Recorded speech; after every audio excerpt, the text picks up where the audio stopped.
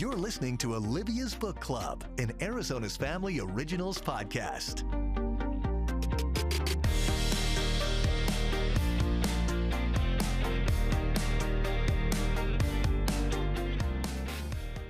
Welcome to Olivia's Book Club, the podcast, and I'm your host, Olivia Fierro. It is June, and we are in full summer mode. Yay! So stay tuned after our guest for a moment with Margaret returning. Margaret will have some audiobook recommendations in case you've got a road trip in your future, maybe something that you can share with the other folks in your car. Among those books that will be a must-read or listen to, depending on your style this summer, is Can't Look Away. From the author of Tell Me Lies and Too Good to Be True, it is a suspenseful page-turner that is going to lock you in from page one, and over my birthday weekend had me going like this, to my husband, putting the hand up because I was listening, and he was forgetting that I was listening, and he was trying to speak to me, which is very rude. Don't speak to me. I am listening to a book at this moment in time. So the author behind it all is Carola Lovering. Carola, thank you so much for joining me today. It is lovely to speak to you, and this is just you can't stop thinking about it. You need to get all the way through it kind of book. Thank you, Olivia. Oh my gosh, I'm so glad to hear that. And thank you for having me, and happy birthday. I didn't realize it was your birthday over the weekend. Thank you. So, I mean, it's always a treat to be able to indulge, especially when you've got some time away in a book that just grips you. So give me the pitch for the listeners and viewers who have not read this yet, are going to want to add it to the TBR. And I feel like this is one of those books that category-wise, it crosses genres, because I love thrillers. It's definitely giving me some domestic thriller, but it's also, women's fiction that kind of makes you contemplate who we are in our 20s versus who we are for the long haul. Absolutely. Yeah, it does cross over genres. And it is kind of hard to pinpoint and pitch this as one genre, because it's really not. I mean, it's a little bit of a thriller, but not really, not nearly like compared to my second book, which was a true thriller. But I would say Can't Look Away is like part suspense, part women's fiction, part romance. So I'll give you like the pitch for what the book is about. It is, well, we're kind of calling it, my publisher and me and I are calling it a romantic suspense. So it's a romantic suspense about a woman named Molly, and her story is told in two different timelines. So in the first timeline, Molly is in her early 20s. She's just graduated from an MFA program in Brooklyn, or in the city, and she's living in Brooklyn trying to be a writer. And she meets a guy named Jake, who is a musician in an up-and-coming band around the city. Molly and Jake fall in love. They think they're going to be together forever. And so the first timeline, which is in 2013, is kind of like their story of what happens. And then the chapters intersperse. So in the second timeline, which is present day in 2022 in Flynn Cove, Connecticut, which is a fictional suburb, Molly is living with her husband, Hunter. So right off the bat, we know she hasn't ended up with Jake. She's married to someone else. She's married to Hunter. They have a 5-year-old daughter and are trying really hard to have a second baby. And Molly's just kind of lost at this point in her life. She doesn't have a lot of friends in her town.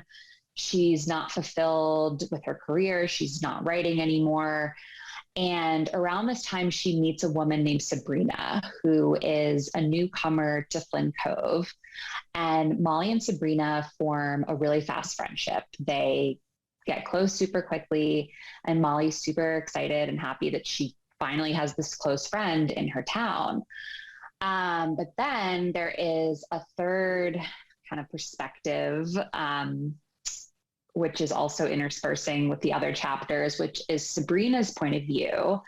And through Sabrina's point of view, we learn that she is not who she tells Molly she is. She has her own reasons for moving to Flynn Cove, for becoming friends with Molly. And her chapters are really where like the suspense element of the book come in.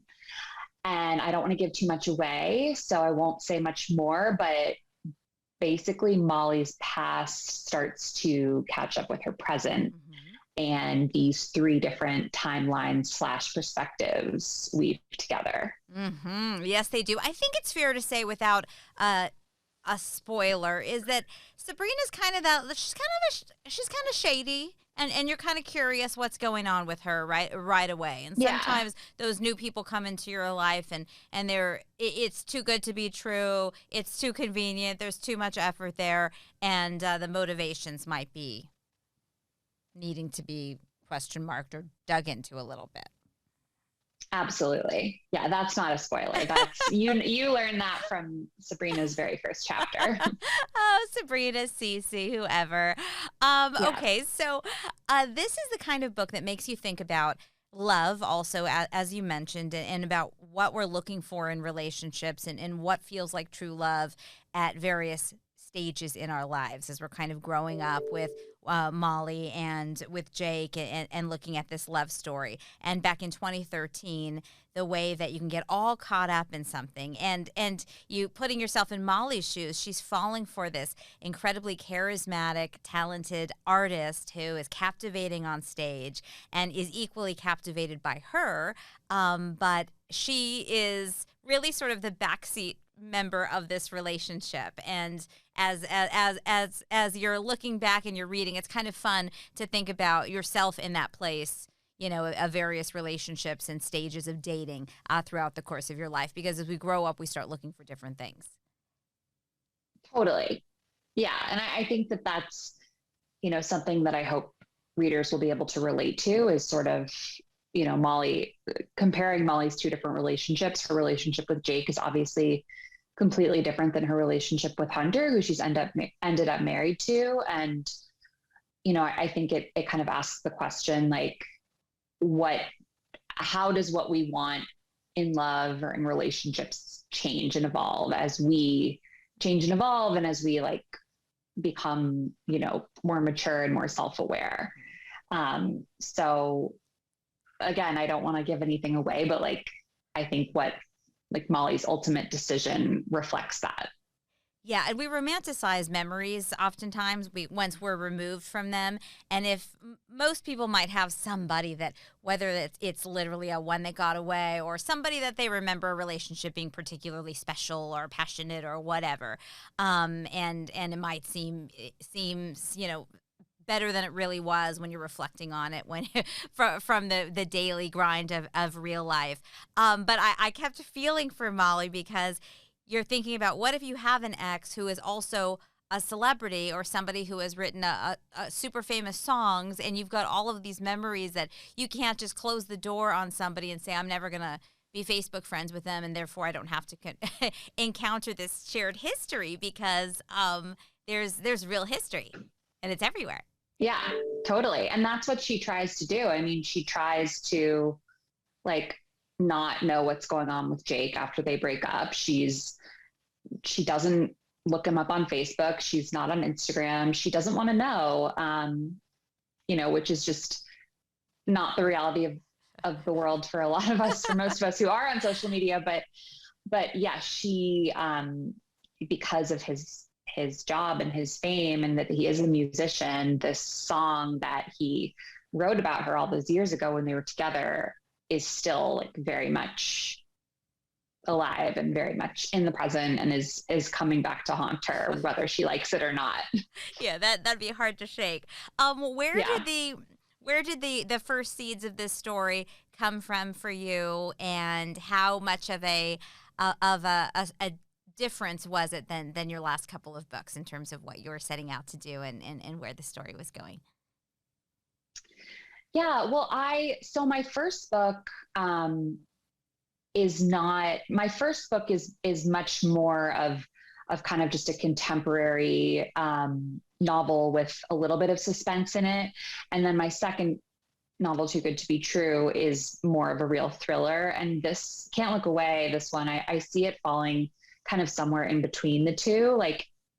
It's more suspenseful than just contemporary fiction about a toxic relationship, but it's not quite a thriller with those, crazy twists that are supposed to blow your mind. So I really thought of this book because I thought of one of the twists slash reveals first, which obviously I won't say, but it's the reveal that happens about a third of the way into the novel. And I had originally like started out with that not being a reveal. I'd started out with that just being the plot, that like the reader knows that from the get-go, what's going on with these three characters. And then in revisions later on, my editor we talked about it and we decided to move that reveal to make it more of a twist. But that kind of dynamic is what I really had in my head first. I thought it would be a really interesting hook for a novel, in terms of like, you know, a love triangle, love square. And so I had that in mind. And then I was also thinking about Molly's character. I was at the time, so I started writing this book in the very beginning of 2020. I was newly married. I was actually newly pregnant too. And I just felt very like thrown into this new phase of life. Not in a bad way, but just in a way that was a reality check. I was like, okay, wow. Like I am about to be a mom. I'm married. My husband and I had just bought our first house in the suburbs. And it was just sort of this moment where I realized that I wasn't like in that post-college phase of life anymore. And so I think a lot of these feelings that I was having when I was writing the book went into Molly's character, because she is someone who is very caught between like past and present.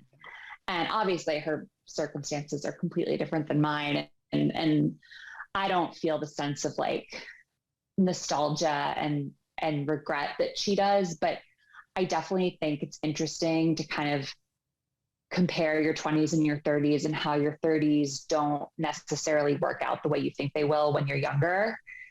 And so that really went into Molly's character and her story. And I was just interested in exploring that and exploring how she, you know, she's not unhappy in the present. She's happy. She loves Hunter, but like there's something holding her back. And I wanted to kind of create this tension between past and present.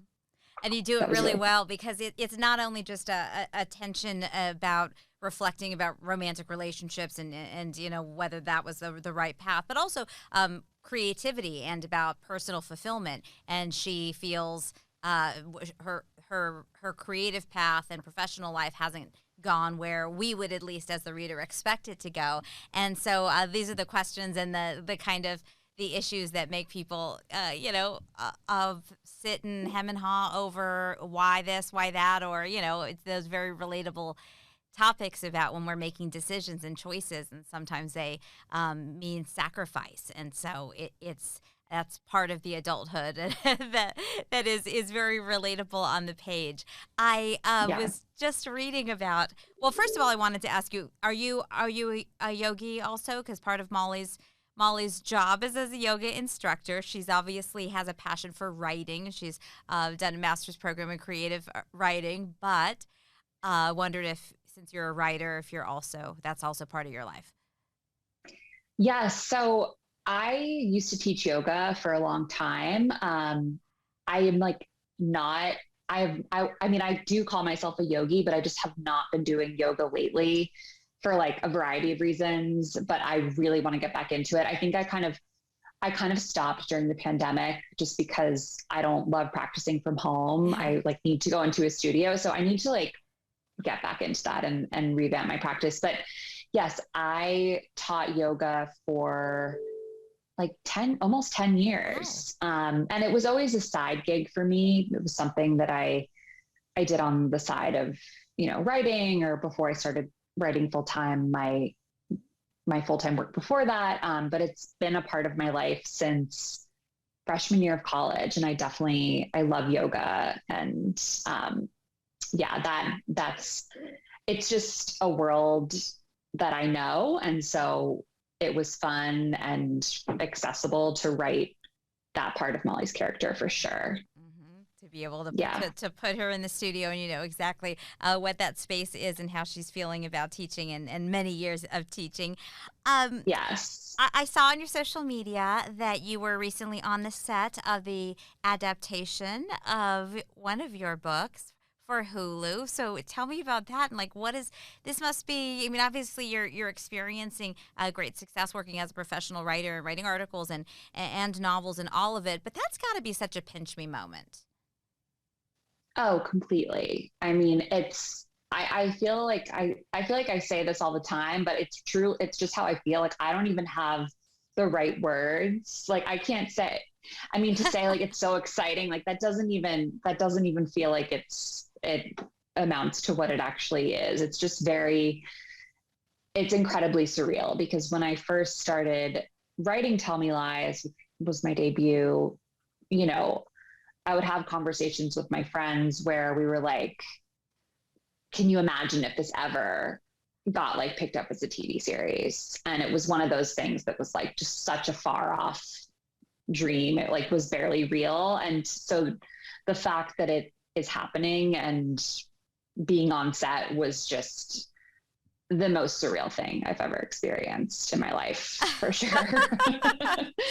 It's so exciting, though. Yeah, it's not just happening. I mean, it's happening with like a lot of big people behind it and an amazing cast, and it's going, right?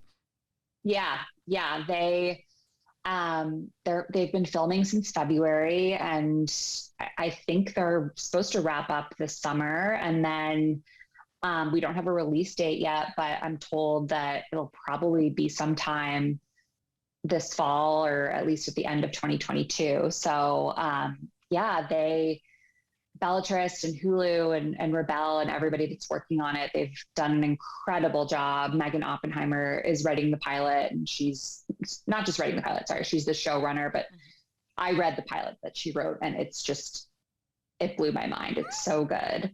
And I love the actors that they cast for the leads. Grace Van Patten, she was in 9 Perfect Strangers, which came out last summer with Nicole Kidman.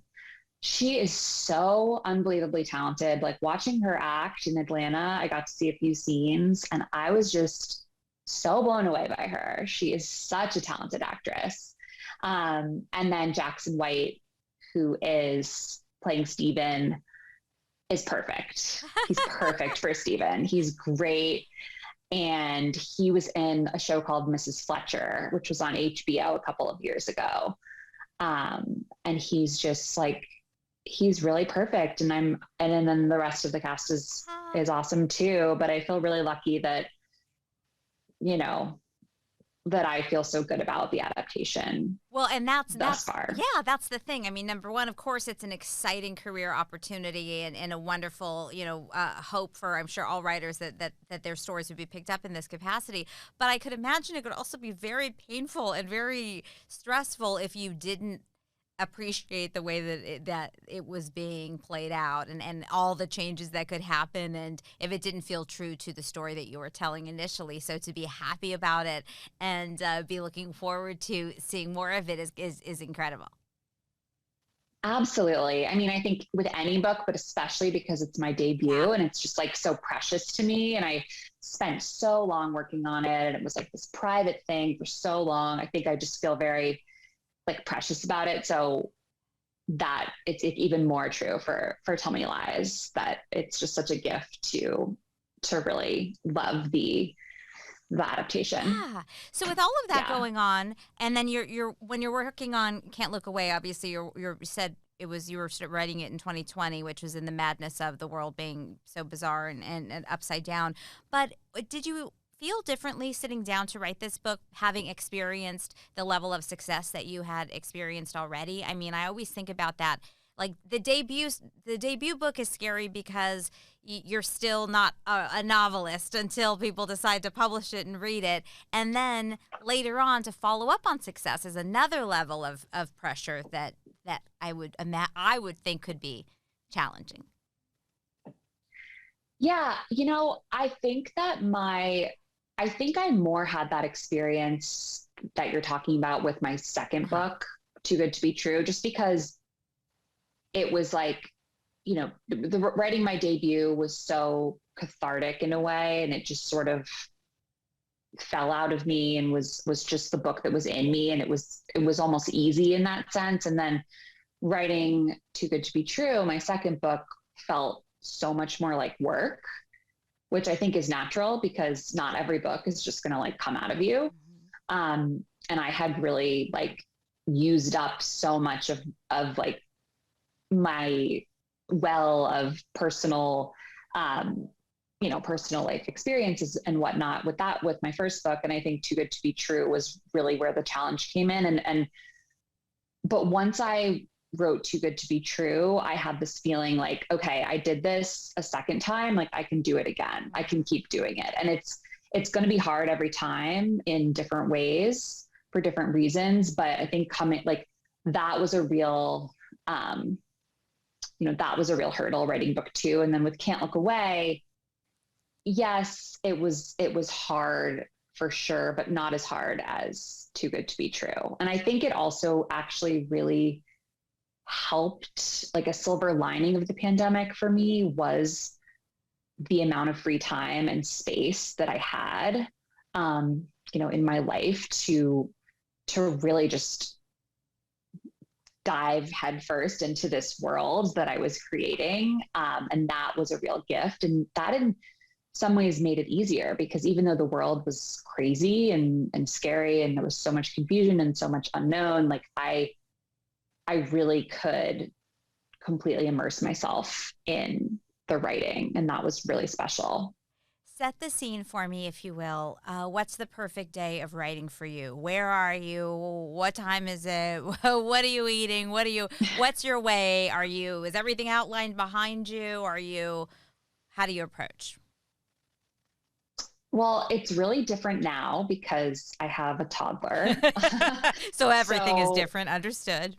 Yes, but we are very lucky to have part-time childcare. So like on the days when our nanny is here, all my work hours are 9 to 2, 4 days a week. And I will, get up with my son, make him breakfast, make myself coffee. And I'll sit down at my desk around 9. And I usually need like that first cup of coffee, that first hour to kind of like get warmed up into the day. I'm not really a morning person. I'm much more of a night owl, which has had to change having a baby. But I'll usually spend like the beginning of the morning catching up on email and doing more like administrative work that I have to do. And then by 10 or 11, my creative juices start to get flowing, and I'll write from about then until I would say, anytime between 2 and 4, which is when my son wakes up from his nap. Mm-hmm. And I never used to think about word count, but now that I do have these sort of like limited chunks of time to work, I've been trying to do 1,000 words a day just so that I can like have a tangible goal that feels achievable. And so I try to do 1,000 words a day. Sometimes I get a little bit more done, which is great, but I can usually at least get 1,000 words a day done. And so that is sort of like my sweet spot. And it works. I mean, honestly, being a full-time writer, I was actually talking to some friends about this last night. It really works well with motherhood because I can't really sit at my desk and write for 8 hours anyway. You know, like I can really only write for a few hours before I start to like, the sentences are just coming out really clunky. And I'm like, okay, I need to like walk away from the computer. So in that sense, it's been really great. But it has definitely changed up my process a lot becoming a mom, and I'm sure it'll continue to change, as my kids get older, and as I think just the process for every book has been different for me based on like where I've been in my life. Yeah. What is your key bit of advice for somebody who, I mean, obviously everybody who obsesses about books and in this book community who loves to read, I think all have some sort of little hope that maybe someday they'll have the nerve to sit down and try to write something. So what is your best little bit of advice for somebody who feels like they might have, I don't know, maybe they love books so much that they don't think they could come up with a story worth reading or telling? How do you start? I think that you just start, you just do it. Like, and I think that breaking it down into smaller chunks, like, is really the key if it feels overwhelming, which I get that it does. You think of like writing a whole book, that seems so impossible, but like I was just saying, if I try to write 1,000 words a day, like, you can write 1,000 words a day or 500 or whatever it is, you can write that small chunk. And if you just sit down and do it, even if it's like crappy, even because first drafts are not going to be good. That's what editing is for. But I think if you just make a commitment to yourself to like sit down and get the words on the page, even if it's only 500 words, that is the way to start. And do that like 5 days a week. And then at the end of a year, you'll have a first draft. And, it might not be the most gorgeous thing in the world, but first drafts never are. I mean, Anne Lamott, I tell everyone who wants to write, probably like everyone else does, to read Bird by Bird by Anne Lamott, which is like the best book on writing. But she has this chapter called Shitty First Drafts. And it's just how like first drafts are shitty. There are like, no one writes a good first draft. No one. And I think that it's important to remember that if you're trying to write and, you're setting out to write and you want to do this, that like, even the authors that you think are like the best authors in the world, they're not writing polished first drafts. And I think that is very hard to comprehend from the outside world, and probably even writer to writer. So I assume that's why a lot of writers try to enjoy or build a community with other writers, because only you can understand the process that you're going through. Because for me, it's very hard to believe. Sometimes we'll speak to some different novelists, even like Kristen Hanna, who will say, the first draft of The Nightingale was only about Vianne and not about the other sister, or how could a book morph so much? You're like, wait, that's impossible, because I assume she's just churning out the book, and then they're looking to put in commas or maybe change a period to a hyphen or a colon, and that's the editing process. I mean, it's hard to understand for those of us who can't do it. Totally.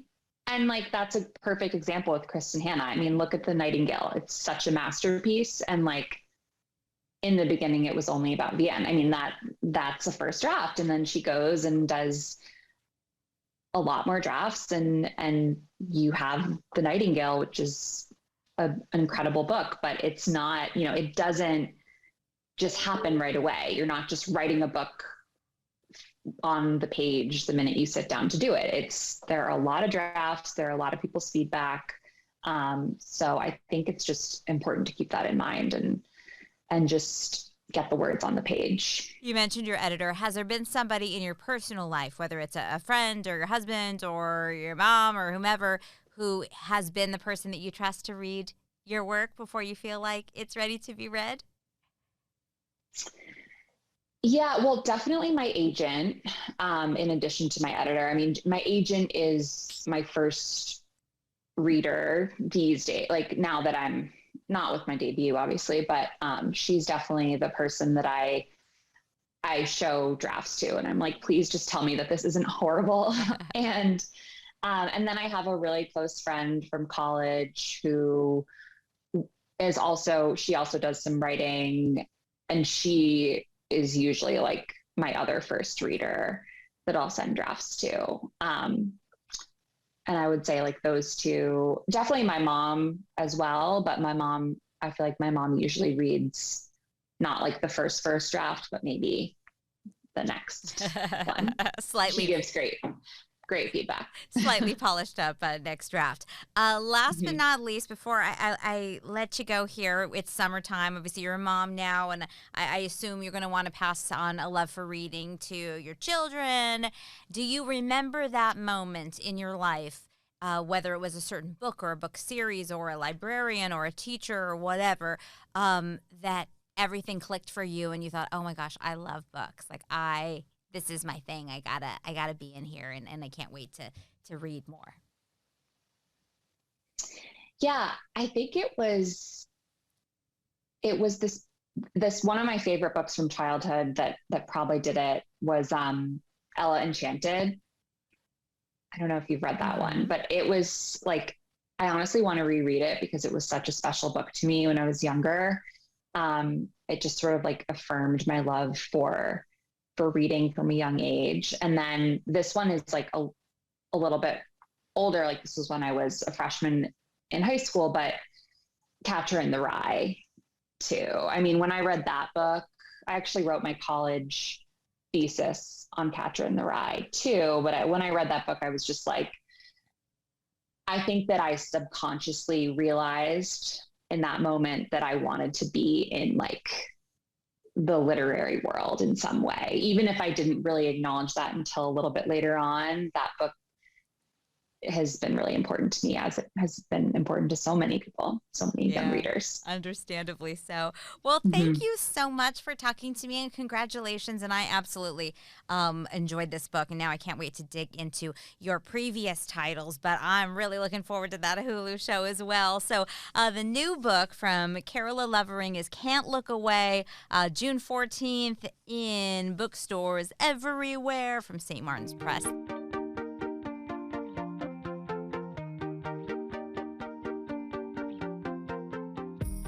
So Can't Look Away was really good on audio. So in A Moment with Margaret today, we are talking about audiobooks, and it's summertime. And if anybody can afford gasoline for their cars or maybe pack a lot of people in, it's road trip time. Yeah, split that cost. How many people can fit? Like only 4 people total can fit in my car. Hey, let's pile on in. You want to squeeze into the back seat? You're going to pay a fourth of this gas tank. We need to go back to the Gran Torino station wagon of my childhood years. There's a lot of people can fit in that. But we need like an electric version of that. Yeah, definitely. Or one that has pretty great gas mileage. Right. My gosh. But, you know, I'm big on the audiobooks. Yeah. I guess I'd have to slow it down for other people. Other people if you're in the car, yeah. Oh, Good point. I did the same thing where I had an audiobook up. I'd just come out of my car. I'd walked into work. And I had said, you know, I have to close this out. And my coworker was talking to me about audiobooks, and I pressed play, and he was like, how are you doing that? Like, that's a lot of processing. He thought you were listening to an auctioneer tape? Yeah. Thought I was practicing for a new career. Like, you just got here, though. Are you trying to be an Yes. You know, maybe you get some good raffles or some good silent auction items that didn't get bid on, you know? You never know. Yes, you never know. Okay. So what do you recommend for hitting the road? So I've got a couple that I have. One I've recently listened to, and it's specifically the audiobook. You know, a lot of times a narrator does their version. Maybe if they're going from male to female, they give a little bit of an oomph to it.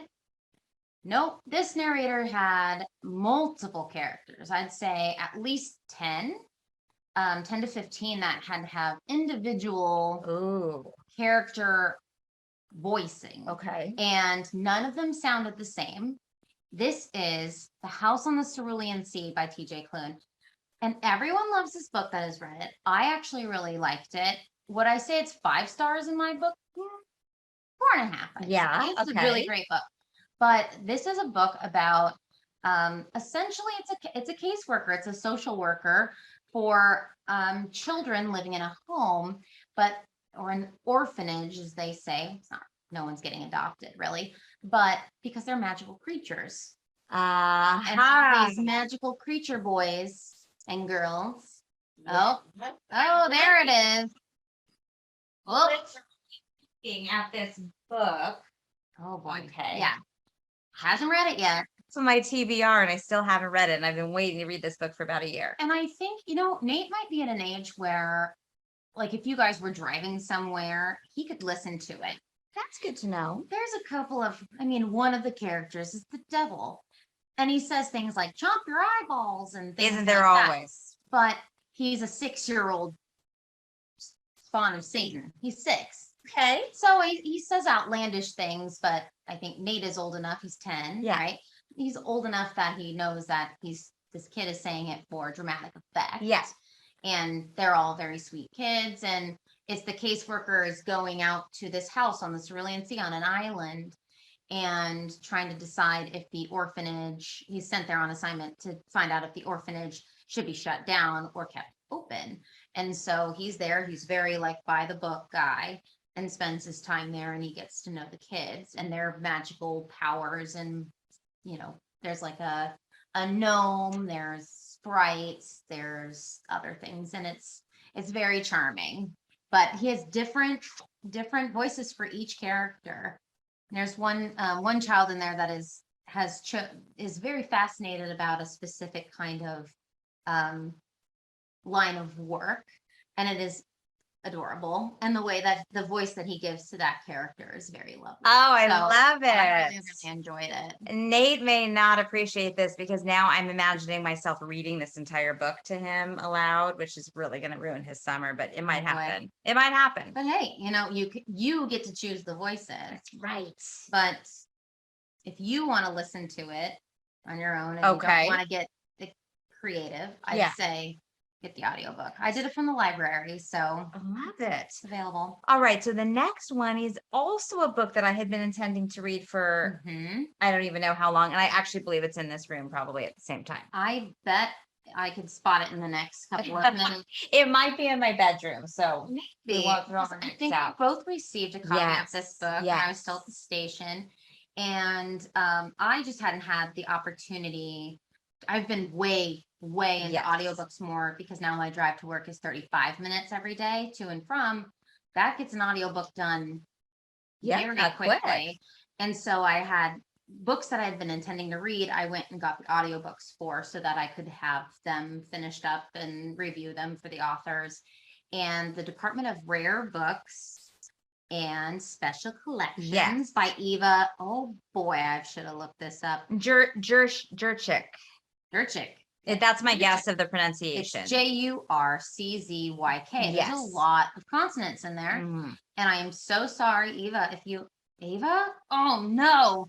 If you are listening to I apologize greatly. I should have done my research. Well, that's the one good thing about the audiobook, is then at the end you get to hear the voice saying, "This has been a presentation of written by so-and-so, narrated by so-and-so." How many times have I asked you oh no, see here, I've done it again.